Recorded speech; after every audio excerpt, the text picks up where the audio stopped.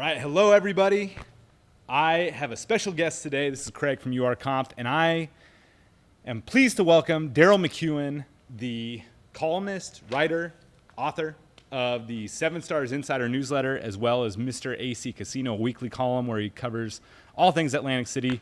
Darryl, how are you, sir? I'm doing great, Craig. Good to see you. Happy New Year. Yeah, Happy New Year. Happy New You Year. can still say that, I understand, as long as you haven't seen the person since the first of the year. Oh yeah, yeah, it's a great point. And I guess the January window's done. Now it's starting. It's like leaving your Christmas lights up a little too long, saying Yeah, Happy well, New it's Year. also Happy Lunar New Year. I think it's today is officially, or yesterday was official Happy Lunar New Year as well. So, Which is its own holiday for casinos. Where, yes, what year is it? Is it the year of the rooster? Is that right? you're the pig. Year of the pig this year. Yes.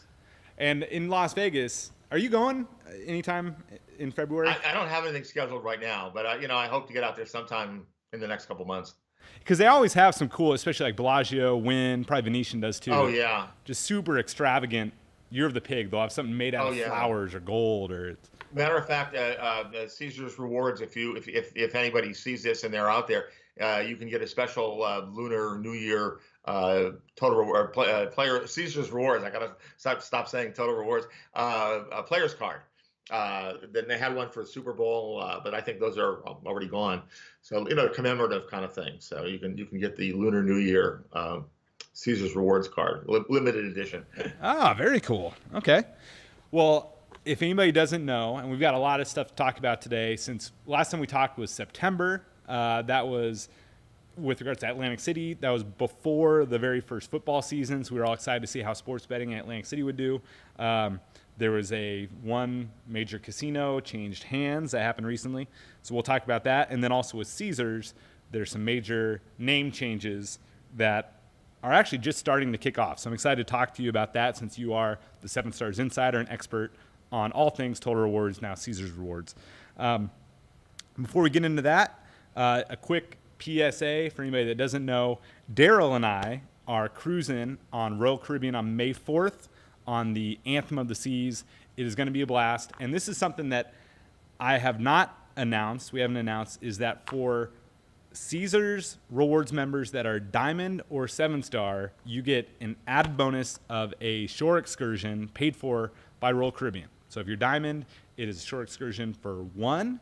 And if you're 7-Star, it's a shore excursion for 2. There are some limits about total cash value. So if there's something that's like, I don't know, you get in a private jet and fly around the island, it costs $10,000 a piece. That's not included, but it's pretty much almost everything that's in there is included in this offer. So if you are Diamond or 7 Stars, you should definitely join this cruise. If meeting Darryl wasn't enough, now you've got this added bonus of an excursion. So definitely check that out. We will put, the link is on our website. We'll put it wherever you see this, we'll put it in the comments. So check that out. All right, so without further ado, Darryl, for people that maybe aren't familiar with you yet, tell them about AC Casino and 7 Stars Insider. What do both of those cover? Sure. Well, I'm sort of the self-proclaimed 7 Stars Insider. I started a website probably 10 years now. I really should look up the date because I'm asked it all the time and I never remember. But I think it's been a good 10 years now. Then we'll call this our 10-year anniversary cruise. Okay. Yeah. But it really started when I went on one of my first 7 Stars trips. I don't know what they were called then. They're now called annual retreats. And it was when the program was relatively new, and really nobody knew what was going on. And I was sort of sitting in my room waiting for information from my host, and whatever possessed me to do it. But I started writing, because I'm a writer by trade, and I found 7 Stars Insider. I kind of pulled it out out of my head somewhere and checked, and there was a free Google site, and it was available. And I just started writing, and I started writing things that I thought people should know if they were going on a trip. Like I wasn't smart enough to think ahead of time. I should have gotten a contact at the hotel where I was staying. I should have confirmed that my $500 folio credit was part of my reservation and what it could be used for. So I started thinking about that, and then when I got back home, I started thinking about all the other Caesars properties I'd been to, and little tips and tricks of things that I thought maybe people might like to know. And then, I would go to dinners and parties in Atlantic City or other places, and I'd be sitting with people, and somebody would say, "Gosh, did you know that you could do this or you could do that?" So it just sort of started from that, and I have no idea. I now have, and I started a newsletter to kind of complement the website. And to this day, I don't know how, but I've got almost 10,000 people on my mailing list who get the newsletter and who email me almost every day. I probably get 5 or 6 emails every day with a question or somebody just asking for some confirmation or clarification on an issue. And many people think I work for Caesars Entertainment. I do not. I don't make any money off of it. I refuse to take advertising. I just kind of do this as a service and as a way to keep my 70-year-old brain active. So that's the story behind Seven Stars. And then about 5 years ago, someone from the Atlantic City Weekly, which is a newspaper that comes out every week, obviously, approached me and said they were revamping the paper and they wanted to add some columnists, and they already had a name. I didn't have to pick this one, and it was Mr. AC Casino. And I started off writing kind of the equivalent of movie reviews, I guess, but of slot machines as they came on the market. But after a year or so, that kind of got boring, and I asked if I could sort of expand my repertoire, and as long as it had something to do with casinos and Atlantic City, if I could write about that. And I wrote a couple sample columns to show them what I had in mind. And so again, now I'm writing a lot about a lot of different subjects, anything that happens. Although ironically, last week I wrote the first slot machine article I've written in a long time, and it was about a new Blake Shelton slot machine. And the reason I picked it was because it was very unique. One of the top prizes is an autographed Blake Shelton guitar.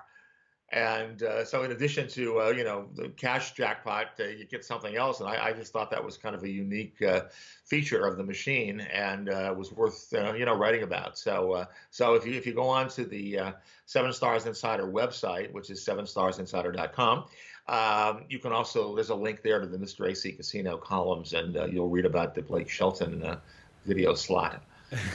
And that's it. Then, I met you a couple of years ago, and you made me even more famous. Yeah, right. No, and also you brought up a funny point earlier about you not being an employee of Caesars. And if anybody follows Darryl on Twitter or even your newsletter, you'll quickly realize he's definitely not a mouthpiece for Caesars, because you are very good at catching errors, spelling errors, signage errors, and posting them. They're very funny. So, well, I really look at it, and I sincerely mean this, and I think the folks at Caesars know this as well. I try to make it a win-win situation. I think, I do pick out some of the things that go wrong, but I also try to help Caesars promote things when they're doing something that I think would be of value to the players. So. A good example, I don't know if I want to bring it up now. This month they're running a promotion with double tier credits, and you have to opt into it.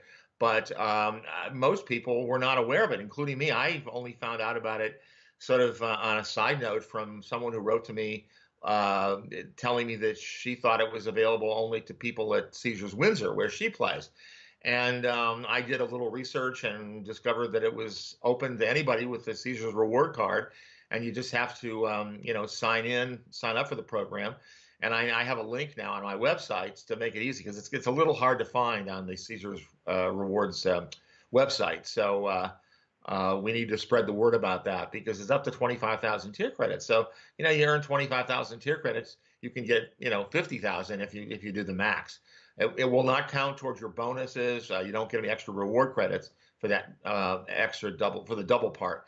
But it's still a good deal, and you might as well, even if you only earn 50 tier credits during the month, you now got 100 at the end of the month. So it's worth it. Yeah, well, why don't we jump into it? So with Caesars, this is the biggest news with regards to total rewards in a long time, I think. What's going on? Well, it's a name change. My take on it, a couple of years ago, I think Caesars realized that Caesars brand was something that they could capitalize on. It was, of the two, as you know, Harrah's bought Caesars, but Caesars, of those two names, they discovered, literally all around the world, people know that what Caesars is, and they equate it with Caesars Palace in Las Vegas, and they know it as a gaming company. So Caesars has been slowly doing more and more. As you know, they've opened up two non-gaming hotels in Dubai. And one's at Caesars Palace, and one is just a plain old Caesars. There's one opening in Mexico. Later this year, they'll break ground for their first U.S. non-gaming hotel in Scottsdale, Arizona. So this is all part of it to really use that Caesars name and keep Caesars up front.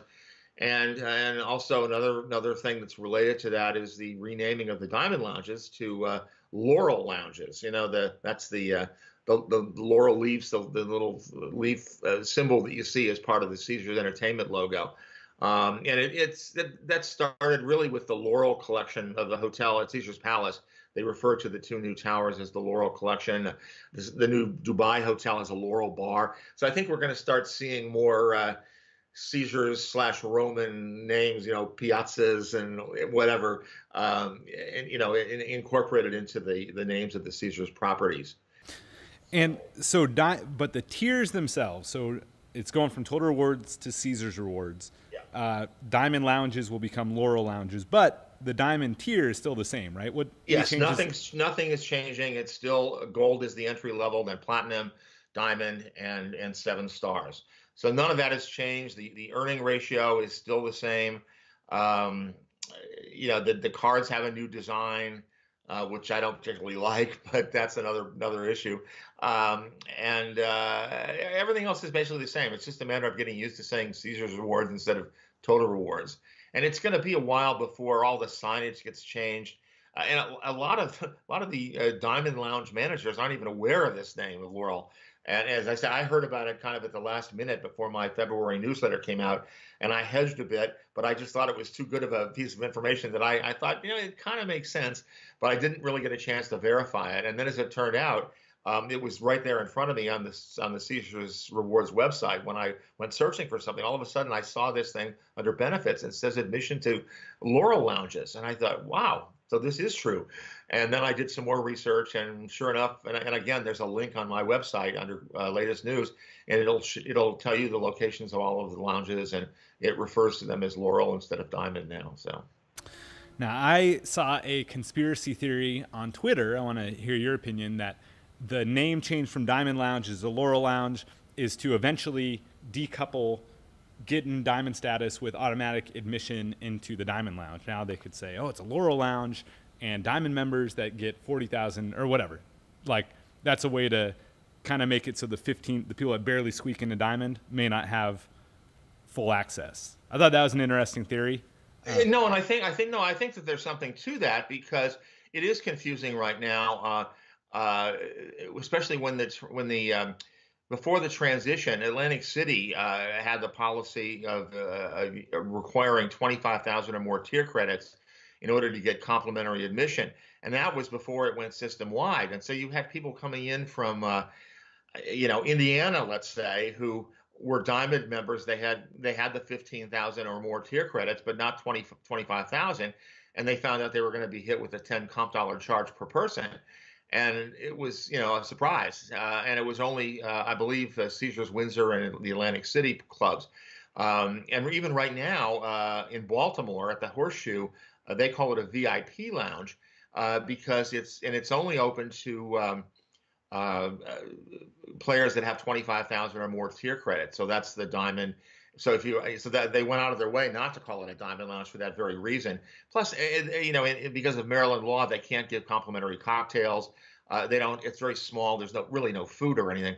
So there aren't a whole lot of benefits other than if you just want to get away for a little quietness. And the drinks are a little cheaper if you buy them in the VIP lounge. So this will also, I think, even the players, the playing field by calling them all, Laurel Lounges, and then there's no question about the 25,000 tier credit situation. Now, aspiration levels were something that they did not have in 2018, right? 2017 was the last. 2017 was the last, yes. Now, are there any, maybe for again, people that maybe are Total Rewards members but don't exactly know the tiers, maybe you could walk us through real quickly how to hit the different tier status levels, and made it like the best perk of each one? Okay. Well, again, a lot of it depends on where you're playing. The platinum card, the entry level is gold. You just walk in and they'll give you a gold card. And after you earn 5,000 tier credits, then you're upgraded to a platinum card. And in some places that'll give you free valet parking. Some places it won't. Um, Sometimes it gives you some discounts. The benefits really vary from casino to casino. Where they really become more consistent and where they start getting better is once you hit the diamond level, which is 15,000 tier credits, and then you have access to the lounges we're just talking about. You're going to have to pay 10 comp dollars to get in, but until you hit 25,000, but at least you have access to those lounges. Um, and with the diamond, I believe pretty much system wide, you get complimentary valet parking, and in places that charge for self parking, you'll also get complimentary self parking. The big benefits really don't kick in until you hit 7 stars, which is 150,000. Those aspiration levels you were talking about were nice because it gave something to people as they advance from 15 to 40, and then 40 to 80, and then 80 to 150. And with that being gone now, it's a long journey from diamond to 7 stars. And the advantage of going another 10,000 to get 25,000 is that then gets you the complimentary admission to the lounges. So if you're going to use those lounges a lot, especially if you're in markets where the alcoholic beverages are free, and they have some decent food, yeah, you can go in there and have lunch when you're there. And many people have dinner, depending on what the food service is like and what the hours of operation are. Awesome. Well, thank you for that. And then, yeah, I guess going back to our comment about you not being an employee and all the, how you're so good at like catching spelling errors, catching signage errors. I gotta imagine with a giant changeover from Total Rewards to Caesars Rewards, where, I mean, Total Rewards, I worked with Caesars 10, 11 years ago. I mean, it's so intertwined in everything around the property, Total Rewards, Total Rewards.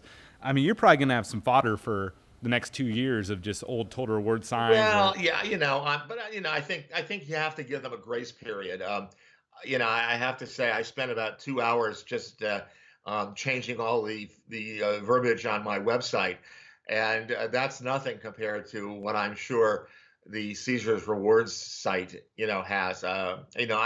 I have found already just a number of pages that they haven't even begun to deal with. So you got to cut on some slack. I mean, this is a big job, and the signage around the casinos. I mean, everywhere you look, it's Total Rewards and that weird orange logo that looks like fire and brimstone and whatever. We're going to see that, I think, for quite a while. And there doesn't seem to be a definitive logo for Caesars Rewards. It just seems to be mostly a font, and there's some red squares that I see somewhere, but it doesn't have the fancy logo that Total Rewards had. Yeah, I mean, I can only imagine the cost and actual money, labor costs, and switching all the signs. Like, I mean, it is a bear, so they must have really felt confident that this new brand has a lot of value, because this is not a cheap undertaking. Well, there are a number of casinos that still have old signage from the last change. So I won't name any names, but a lot of places haven't caught up from the last change. So yeah, they've got some real challenges there. And as you point out, the expense is just is phenomenal. I mean, I don't know if you remember on the news, it's been a couple of months now. Dunkin Donuts, said that they're dropping the donuts. It's just going to be Dunkin'. I have yet to see a Dunkin' Donuts that has the new sign with just Dunkin' on it, or anything.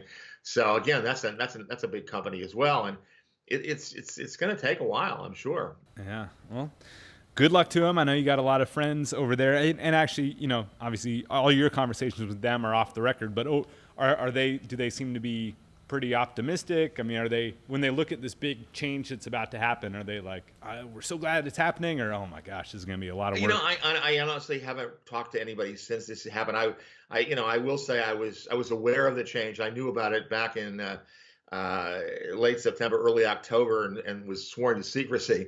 But it was, and I was very good about not saying anything until the official announcement. But there were if you go to Google and search Caesars Rewards, probably as early as late October, early November, there were some websites that were hinting around and they, talking about it. People have a hard time keeping secrets, and that's how I get a lot of my information are from, hosts or other players whose hosts told them something and then they tell me. So, it's just a matter of lots of sources. So the word was out earlier than the official announcement date, but again, if I'm told something, it's asked to keep it confidential, whether it's somebody at Caesar's corporate or if it's Craig Chocolate. Yeah. I really go out of my way, and it's sometimes I almost don't want to know, because sometimes these things spout out that you don't mean to say, and you realize later, oh gosh, that was told to me confidentially. So I'd rather almost not know about it. Yeah. Well, the other half of your, actually, I'm sure you have a lot of different writing projects, but I know the other one, Mr. AC Casino, a lot has happened since last September. What would you say are some of the highlights since our last conversation? Was it 4 months ago? Yeah. Well, I think the opening, even though it was in the end of July, the openings of Hard Rock and Ocean Resort were certainly the big news. They wanted to open before the 4th of July weekend, which is really the start of the season there. And neither one of them has done particularly well. I thought Hard Rock might have had the edge, and they have done marginally better than Ocean. And it's a beautiful. They've done a beautiful job of changing the old Taj Mahal into Hard Rock. I mean, you'd never recognize the place. And it's the exhibits. If you're in, you don't even have to be into rock and roll or whatever. They have, stature mannequins with Frank Sinatra, tuxedo, and they have cars. I mean, it's really you could easily spend a couple of hours, just walking around looking at the exhibits and things, even if you're not a gambler. And I know a lot of people who do take their friends there. Ocean Resort, I think, is having a little bit harder time. They're at the end of the boardwalk. I don't find it a problem, but there are a lot of people who don't like the fact that the hotel is so separate from the casino. I find that a plus, to be honest with you. And there are a lot of the restaurants and retail that are still not open, so it looks kind of like a ghost town in some areas. But overall, I'm still a fan of Ocean. I liked it when it was Revel, so I hope it goes well. But the big news, actually, it just happened today. They announced a week or so ago that the ownership was going to change. There's a New York hedge fund that was part of the original investment group. They lent some money to the primary owner, and now they have taken a much larger, I want to say they went from 30% to 60 or almost 80%, I think, ownership. And it was just approved today by the New Jersey Gaming Commission. They have a trustee who's the former chief operating officer of the Atlantic City Hilton. He will be temporarily the licensee, if you will, representing Ocean before the Gaming Commission. And it's no changes in the player program. I don't think anybody has to worry that their comp dollars are going to go away or that their tier level is going to dissipate. It's just a transition period, and let's keep our fingers crossed that it's successful. You don't want to see anybody go under, but it's a great property, and I hope it does well. The other big news was, I think, in December. I'm not as everybody knows, I'm only a slot player. Somebody was playing a 6-card poker game, and for the $5 bet at the Borgata, and ended up drawing royal flush or something. But I guess you have to match your hand with the dealer, and it was $1 million. I mean, it's the odds are something 200,000 or more to 1 or something crazy like that. So that was nice, and there were a lot of huge wins online, which was another thing that happened. In addition to the sports betting, online gaming has just really taken off. And it was different casinos, but the same game called Fortune. Gosh, I thought would remember it. Fortune something, and it paid off like 6-figure jackpots to 5 or 6 people over the course of 2018. So that's unusual, to have the same game pay off online, but there was only the online versions. I don't even know that there is a land-based version of it. But so that was the big news. A lot of big jackpots, the sports betting. Um, and I wasn't there. I got out of town on Super Bowl Sunday, but I understand that the sports books were packed and the hotels were packed and the casinos were doing a lot of special events. So it's good, and more revenue that keeps Atlantic City alive, and we all want that to continue. Yeah, absolutely. And I heard the news that Super Bowl in Las Vegas was down year over year. So there are a lot of experts when PASPA, the interpretation, was it a law that got passed or just a different interpretation of the Wire Act? I can't remember. But Different interpretation, yeah. When that came through and states started legalizing, a lot of people were like, oh, it's not going to affect Las Vegas because, and they gave a lot of reasons. But I think based on this year with Atlantic City and Mississippi, a few other jurisdictions legalizing sports betting, and Atlantic City having a great year, but Vegas being down, I think that is a pretty clear indication that having sports betting local is it's not necessarily a good thing for Las Vegas when they used to have a monopoly, or Nevada. Yeah, I agree. Well, awesome. Now, anything else exciting you want to touch on? Well, it's in terms of Las Vegas or Atlantic City. Now we're having great 60-degree weather, and we're taping this on a Wednesday. I wish this were a weekend because Atlantic City can kind of turn into a ghost town during the February, March, and April when the weather's not good. Even a forecast of bad weather will stop people from coming down. So if we have some nice weather, there's certainly plenty of things going on. The sports betting being certainly one part of it, and there are a lot of fundraisers. I also write. I think you're familiar with the Travel Zork. Oh yeah, we love Travel Zork. Yeah, I went to Zork Fest the last couple of years. Great guys. Website. I do a monthly column about what's going on in Atlantic City, and there are tons of food and wine festivals and benefits, for scholarships for students going to hospitality, and they're all very reasonable. And unfortunately, again, they're during the week, but for $25, I think it's tonight. 3-hour, hors d'oeuvres and wine tasting at the Claridge Hotel, and door prizes and silent auction. A great way to spend an evening, outside the casino. There are a lot of other things to do. So there is a lot going on in Atlantic City in the winter. It's not as dead as it is often perceived, but it just depends on the weather, whether people make the trip down there, because you've got your closer local casinos now. I mean, for me, I'm 15 minutes away from Harrah's, Philadelphia. It's a 90-minute drive to Atlantic City. If I'm that desperate to gamble in bad weather, I guess I could make the 15-minute drive. I'm sure not going to do 90 minutes, but the thing about Atlantic City, and I'm sure other local casinos, it's a place. You have a place to stay over. If you want to have a couple of cocktails, you don't have to worry about getting into your car and being pulled over if you're driving a little too fast. And it's still, I think it's the whole gaming experience you have to look at, not just going and throwing your money into a slot machine or onto a table game. And that's where I think Atlantic City and Las Vegas have the heads up on the local casinos. But well, speaking of amazing experiences, you and I are going to have one May 4th. And I've been calling it, we've had a few names, like the Cinco de Mayo with 7 Stars Insider. May the 4th be with you, because a lot of Star Wars geeks, like May 4th is Star Wars Day, because May the 4th be with you. But then I think now we got to call it the 10-year anniversary, the 7 Stars Insider 10-year anniversary cruise.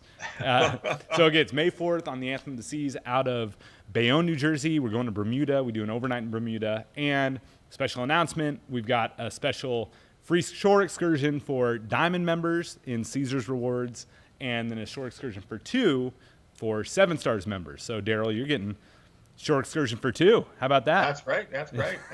Now, and as you know, I just have to put a plug in for cruising. I mean, I am sorry I did not discover cruising earlier than I guess it's been only 5 years now. I mean, now I can't get enough of it. I mean, it's the perfect way to vacation. You unpack once, it's basically all inclusive. You don't have to deal with, with you have to. There are gratuities and things involved, but it's not like you're reaching into your wallet all the time and pulling out a couple of bucks to give to a server or something like that. It's all kind of built into the cruise, and you can pay a lot of this in advance, which I would recommend to people. But it's just a terrific, very relaxing way. And I can't do enough. I did one in November. I did one in December. I'm doing one next month, and then I'll be doing the cruise in May. So obviously, it is something that I enjoy and would heartily recommend to anybody, especially if you've never done it before. A 5-day cruise is a perfect introduction, I think, to see whether you like it or not.